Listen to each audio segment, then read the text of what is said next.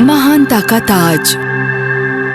जब क्रिस्टोफर ने फैसला किया अपनी दादी से मिलने जाने का, इससे पहले कि वो उच्च शिक्षा के लिए शहर जाता, उसे ये नहीं पता था कि वो अतीत से भी मिलने वाला है।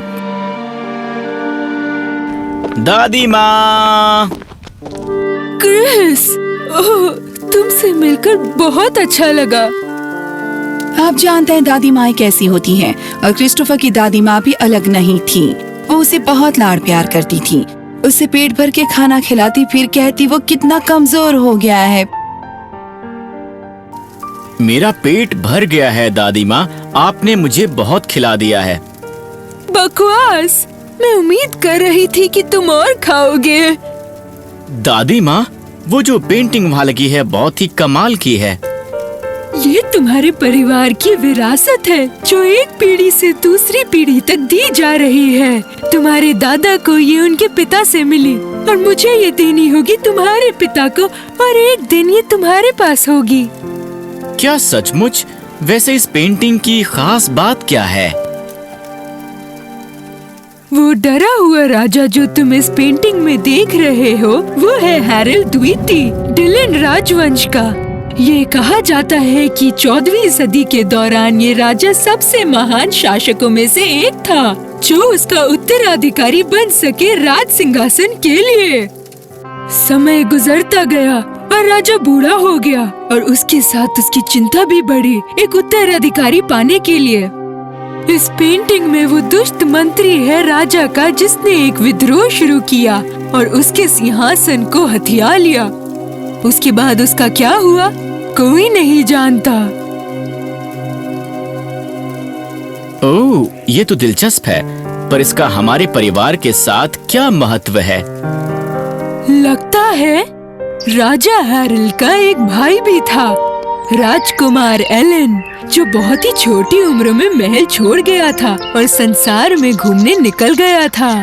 राजा हैरल्ड ने बहुत कोशिश की उसे मनाने की, लेकिन वो शाही जीवन में कोई दिलचस्पी नहीं रखता था। वो एक पेंटर बनना चाहता था। तुम उसी के वंश से हो और तुम एक शाही खानदान से हो। ओह, तो राजकुमार एलन मेरे पर दादा हैं? हाँ, और इसी तरह राजा हैरल्ड द्वितीय तुम्हारे पर दादा है। हाँ, ये पेंटिंग राजकुमार एलन द्वारा बनाई गई थी, जिसे एक शाही सेवक द्वारा किए गए विद्रोह के बारे में बताया गया था। उसने इस पेंटिंग का नाम रखा महानता का ताज, क्योंकि ये उन अंतिम क्षणों को दर्शाता है जहां ये शाही ताज किसी योग्य के माथे पर विराजमान हुआ।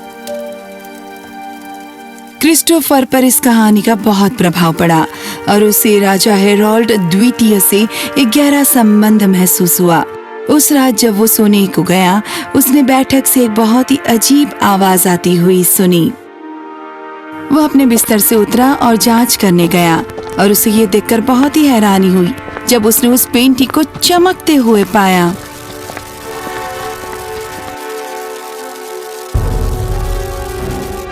क्या मैं कोई ख्वाब देख रहा हूँ? पर वो ख्वाब नहीं देख रहा था, वो चित्र सजीव हो उठा था, और क्रिस्टोफर ने देखा कि सिपाही इधर उधर भाग रहे हैं और बूढ़ा राजा खौफज़दा था। अचानक तुम अंतिम जीवित वारिस हो हमारे वंश के, तुम्हें हमें बचाना होगा। मुझे बचाओ, इस राज्य को बचाओ। क्या आप सचमुच मुझसे बात कर रहे हैं? हाँ, हमारी मदद करो। आपकी मदद करूं, पर कैसे?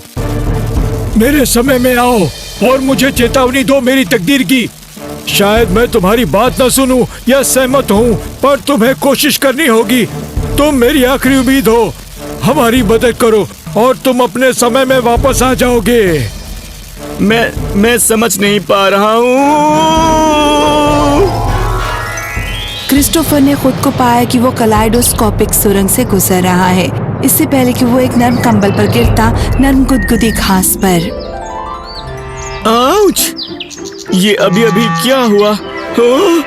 मैं हूँ कहाँ पर? ऐसा नहीं हो सकता। मैं तो 14वीं शताब्दी में हूँ। तुम कौन हो और तुमने इतने अजीब से कपड़े क्यों पहने हैं? क्रिस्टोफर की आंखें खुली की खुली रह गईं, क्योंकि उसके आगे खड़े थे उसके महान महान महान परदादा। अरे ये क्या ये आप हैं? क्या ये सच है? मैं समय में पीछे आ चुका हूँ। क्या तुम ठीक हो लड़के? न केवल तुम अजीब कपड़े पहने हो, तुम अजीब बातें भी कर रहे हो। पर दादा, मेरा मतलब है राजा हेरल्ड, मुझे आपसे बात करने की जरूरत है। ये बहुत महत्वपूर्ण है।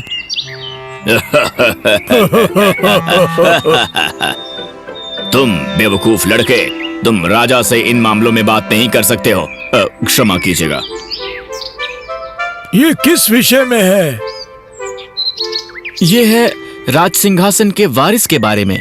भरोसा कीजिए, मुझे आपसे बस थोड़ा सा ही वक्त चाहिए। अगर आप मुझ पर ये कृपा कर सकें तो बेहतर होगा। आपसे विनती है। अजीब पोशाक, अजीब बातें और एक अजीब अनुरोध। ठीक है, उसे महल में लेकर आओ, मैं वहाँ तुमसे मिलूंगा।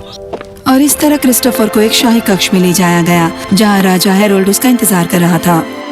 आगे बताओ, मैं जानना चाहता हूँ कि तुम्हें क्या कहना है, पर इसे जरा जल्दी बताना। तो ठीक है, ये शायद पागलपन लगे। पागलपन? मेरा मतलब है मूर्खतापूर्ण। मैं भविष्य से आया हुआ हूँ और मैं हूँ आपका पर पोता। बकवास, मेरा कोई बेटा नहीं है। मेरा मतलब है मैं आपका पर पोता नहीं हूँ, पर मैं राजकुमार एलन का हूँ। और मैं जानता हूँ ये शायद थोड़ी बकवास लगे, पर मैं यहाँ पेंटिंग के जरिए आया हूँ क्योंकि आपने मांगा है कि मैं आपके राज्य को बचाने में आपकी मदद करूँ। मैं देख रहा हूँ तुम एक पागल आदमी हो। तुम्हारे कपड़ों से ही मुझे पहचान लेना चाहिए था। पहरेदारों, इसे बाहर निकालो। नहीं राजा हेरल्ड, आपको मुझ पर भरोसा करना होगा। एक बहुत बड़ा खतरा आप पर और आपके राज्य पर मंडरा रहा है। पहरेदारों! मैंने अपना मौका गंवा दिया है। बहरे के आगे सीटी बजाना और अंधे के आगे मेज सजाना। रुको, ये कहावत तुम्हें ये कैसे मालूम? ये हमारे परिवार की कहावत है जो हम अपने परिवार के अंदर इस्तेमाल करते हैं। मेरे पिता ने मुझे ये सिखाया और उनके पिता ने उन्हें सिखाया। तुम्हें पता है इसका क्या मतलब है? हाँ, इसका मतलब ये हुआ कि मेरे आने का जो भी प्रयास मैंने किया उसका कोई फायदा नहीं हुआ है। राजा हेरोल्ड ने क्रिस्टोफर की ओर हैरानी से देखा और पहली बार उसने उसमें एक अजीब सी समानता देखी जो उसके भाई राजकुमार एलन जैसी थी। पहरेदारों, इसे रहने दो। तो तुम भविष्य से आए हो, उसका क्या मतलब है? क्रिस्टोफर ने सब कुछ राजा हेरोल्ड को कह सुनाया। उसने उन्हें भविष्य के बारे में सब कुछ बता दिया और उस पेंटिंग के बारे में और वो जो उसकी दादी ने उसे बताया था। राजा हेरोल्ड सकते में आ गया क्योंकि उसने कभी भी किसी को उत्तराधिकारी ढूंढने की चिंता के बारे में नहीं बताया। शायद ये लड़का सच कह रहा है, पर पूरी तरह से मुझे अपना कोई नतीजा नहीं निकालना चाहिए क्योंकि वो जो कह रहा है वो असंभव सा लग रहा है। तुम कह रहे हो कि मेरा मंत्री मेरे विरुद्ध जाएगा और तुम मुझे बताओ कि वो कौन सा मंत्री है। हाँ बिल्कुल, सभी मंत्रियों को कतार में खड़ा कीजिए और अगर वो उस पेंटिंग में किसी के जैसे लगते होंगे तो मैं उन्हें पहचान लूंगा। सभी मंत्रियों को दरबार में बुलाया गया इस बहाने कि राजा किसी महत्वपूर्ण मामले पर चर्चा करना चाहते हैं। इस तरह से वो मंत्री से सचेत नहीं हुए और क्रिस्टोफर ने तुरंत ही 4 मंत्रियों को पहचान लिया। बाद में उसने राजा को बताया कि वो कौन थे और राजा अपने सिपाहियों के साथ ये पता लगाने के लिए गया कि क्या ये सच है। जब उसने उन्हें छुपकर ये बात करते सुना। राजा के साथ ये लड़का कौन है? क्या ये कोई रिश्तेदार है? क्या वो सिंहासन का उत्तराधिकारी है? हम ऐसा नहीं होने देंगे। हाँ, हमें और इंतजार नहीं करना चाहिए। चलो आज रात ही विद्रोह शुरू करें और बूढ़े राजा को सिंहासन से उतारें। ये तुम्हारे सपनों में होगा, पहरेदारों। मंत्री गिरफ्तार कर लिए गए और उन्हें जेल में डाल दिया गया। क्रिस्टोफर, तुम सही थे। अब मैं पूरी तरह तुम पर विश्वास करता हूँ बेटा, और मैंने अपने सिंहासन के लिए उत्तराधिकारी भी ढूंढ लिया है, जो तुम हो। ओह, धन्यवाद परदादा जी, पर मैं सिंहासन पर नहीं बैठ सकता। मैं एक अलग समय से आया हूँ और मुझे उसी में वापस जाना होगा। पर मैं आपकी मदद कर सकता हूँ उसे ढूंढने में जो इस महान ताज के योग्य है, और आपको उसे चुनने की जरूरत नहीं है, आपकी प्रजा उसे चुनेगी। मेरी प्रजा? क्रिस्टोफर ने राजा को लोकतंत्र की धारणा समझाई, जो इस विचार को सुनकर बहुत खुश हुआ। वाह, लोकतंत्र बहुत कमाल का लगता है। क्या इसी तरह तुम अपने राजा को चुनते हो? हाँ, एक तरह से। और इस तरह घोषणा की गई कि राज्य के लोग अपना अपना राजा चुन सकते हैं, अपना अपना मत देकर। राजा हेरोल्ड ने अलग अलग क्षेत्रों से सर्वोत्तम उम्मीदवारों को चुना, जैसे खेती, औषधि, व्यापार, खेलकूद, सेना से उनकी योग्यता और उनकी क्षमता के आधार पर। अंत में चुनाव का दिन आ गया और राज्य के लोगों ने मत दिया।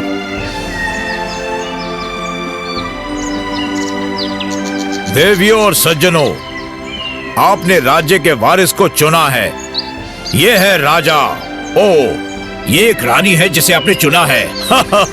Gloria Steinem. और आज के बाद हम इसे बुलाएंगे रानी ग्लोरिया।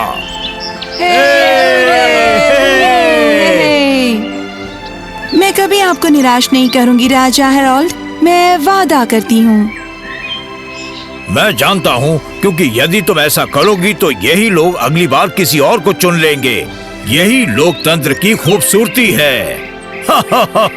मेरी शुभकामनाएं। और इस तरह राज्य को एक नया शासक मिल गया और क्रिस्टोफर ने तकदीर के भयानक अंजाम को बदल दिया। राजा हेरोल्ड सबसे खुश था। धन्यवाद मेरे परपोते। मैं कभी कल्पना भी नहीं कर सकता था कि ये तुम्हारी सहायता के बिना हो सकता था। लगता है मेरे कंधों से एक बहुत बड़ा बोझ हट गया है। ये बताओ, अब हम दोनों क्या करेंगे? मुझ पर भरोसा करने के लिए धन्यवाद। और मैं आपके बारे में नहीं जानता, पर मुझे जरूरत है वापस जाने का रास्ता ढूंढने की। मैं वापस आ गया। क्रिस्टोफर ने अपनी घड़ी को चेक किया। ये वही समय था और वही तारीख जब वो पेंटिंग के जरिए गया था। तो 1 मिनट ही गुजरा जब मैं उस पेंटिंग के जरिए गया था। क्रिस्टोफर, रात के इस पहर में बैठक में क्या कर रहे हो? क्षमा करना दादी माँ। क्रिस्टोफर जल्दी से अपने कमरे में गया और सो गया। अगली सुबह जब वो सोकर उठेगा तो वो देखेगा कि पेंटिंग बदल गई है और बजाय उस भयानक विद्रोह के अब ये ऐसे इंसान का चित्र दिखाता है जिसे राजा हेरोल्ड ताज पहनाते हैं, और उनके पीछे एक लड़का खड़ा है जिसका चेहरा थोड़ा सा ही देखा जा सकता है, और वो लड़का है क्रिस्टोफर, जिसने उस महानता के ताज को बचा लिया। कहानी समाप्त।